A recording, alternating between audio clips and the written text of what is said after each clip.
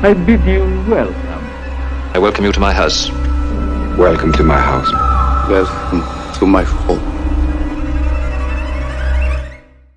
Hello horror hounds, welcome to my horror house. I wanted to take a look at a film of Lucio Fulci, a director whose career more than most lurches from genre masterpieces to utter trash, and I wanted to check out a film that I'd not seen previously, lesser known, perhaps lesser regarded, to see which of the two camps it fell in. So it's time to look at Lucio Fulci's Manhattan Baby. Every criticism you've ever heard levelled at Italian horror cinema of the 70s and 80s, with the exception of gratuitous female nudity, finds its apotheosis in Manhattan Baby. And in a perverse kind of way, I love it. An absolute scant regard for any kind of narrative cohesion. Check. Acting so wooden that you become concerned the actors themselves are being slipped horse tranquilizers in their food. Check. Dubbing that feels like it's been back and forth through Google Translate until all sense of content is lost. Check. An intrusive synth score that you will inevitably end up humming for days afterwards, like some kind of musical Stockholm syndrome. Check. I'm not going to waste your time by telling you that Manhattan Baby is in any way good. I respect you far too much for that. But as someone who has fallen head over heels in love with Italian horror cinema, the gialli and its conventions, I find myself weirdly drawn to this film. It's like normally listening to rock and metal and then discovering a weird sort of avant-garde death metal thrashcore ambient EP on a beaten up C4 cassette and not being able to work out if it's a work of genius or utter shit, but wanting to play it through again the moment it's finished. As with a lot of Italian horror movies, you can put the plot on the back of a stamp.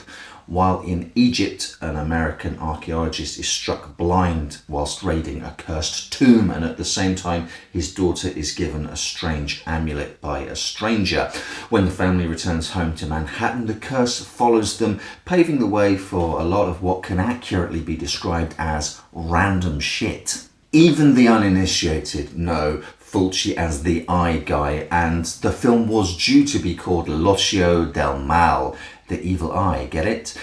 Fulci has an almost monomaniacal obsession with eyes and looking at eyes and doing damage to eyes, and with Manhattan Baby he reaches levels of self-parody that approach art. You've got an archaeologist blinded by a curse after his guide gets a couple of spikes through his eyes, while a blind Egyptian woman gives his daughter an amulet in the shape of an eye. The title was surely changed to Manhattan Baby in an attempt to evoke or invoke Rosemary's Baby. There's a character with the surname Marcato to further cement the Rosemary's Baby allusions. Then, like a magpie, it pilfers more shiny bits from the likes of The Exorcist and The Awakening. The au pair in it is even called Jamie Lee, for crying out loud. But Fulci has never been shy of lifting, or should we say homaging, the work of others. Want to know what The Shining would have been like if Lucio Fulci had directed it? Check out The House by the Cemetery. The eye thing though,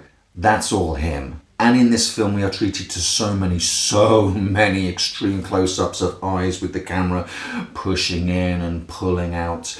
Sergio Leone watching this film must be twitching continually, expecting someone to draw any second now. And the film is so dreamy and woozy anyway. Manhattan Baby, like many of his other films, operates on Fulci time, where everything happens at a glacially slow pace, that I kind of think that there's some sort of cinematic mesmerism at work here. Look into these eyes, now look into these eyes, look into all of these eyes. You are feeling sleepy, very sleepy. You are under my control. Manhattan Baby is peak Fulci in many ways, but it is so incoherent and slapdash that it feels like Fulci mood music to me, Fulci wallpaper, ambient Fulci. The only thing that's really missing from his bag of tricks is the extreme gore. There are gore sequences, but if you only know Fulci from movies like The New York Ripper, Zombie 2, or The City of the Living Dead, you might find Manhattan Baby a little tame in comparison. I found it more like a nice hot Fulci bath that I could just sink into and drift away. I'll be honest, at the end of my first watch, I was starting to nod off, but it was a response that seemed entirely appropriate for a film which was clearly trying to hypnotise me. I rewatched the final 10 minutes the next night, and it turns out I hadn't missed a single shot, so perhaps it had put me into a kind of trance. The opening of the film, set in Egypt, is arguably the strongest segment of the film, apart from the absolutely reprehensible real-life on-screen killing of a snake. There is absolutely no justification for it whatsoever, especially as the rest of the film isn't even that kind of a Fulci movie. I was genuinely disappointed with him for that cheap, despicable stunt, because the rest of the opener is so good. It made me wonder how absolutely amazing a full-on Fulci mummy movie would have been. Oh, for the love of all that is holy, why couldn't we have had that? Without the gore, there are still plenty of remarkable and stark images to keep the attentive happy. Anyone approaching this hoping for another The Beyond, though, is going to be disappointed.